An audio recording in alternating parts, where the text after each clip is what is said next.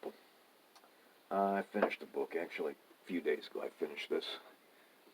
Confederates in the Attic. These are, I think this is another one that I got, like in Pinckney.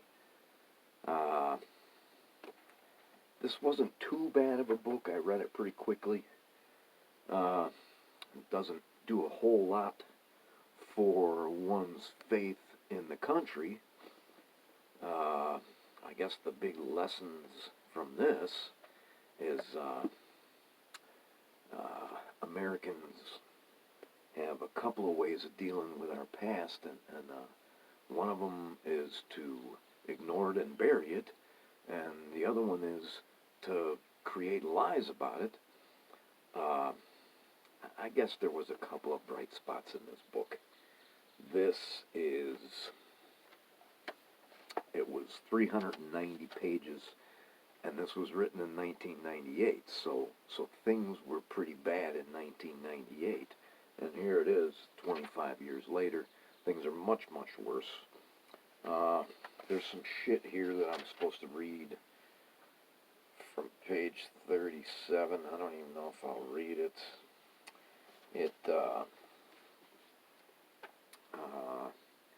This is from, it's a children's guiding text, published in 1954.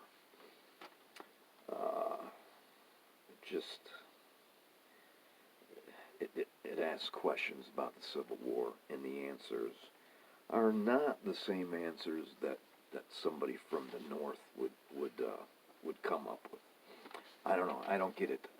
Even up here in northern Michigan, you might see a Confederate battle flag, and to me, that's just ridiculous because the Michigan boys were right there at Gettysburg. They were on Little Round Top.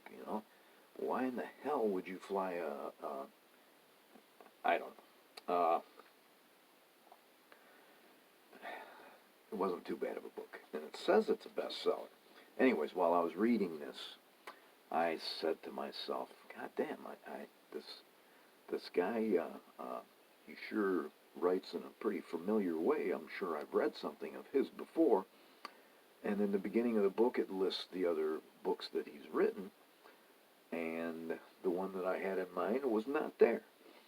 But sure enough, that other book is here on the shelf at the cabin, and this author's name is Tony Horwitz, and he writes in a style, he writes kind of American history. He writes in a style where he travels around the country, visits sites, and interviews people.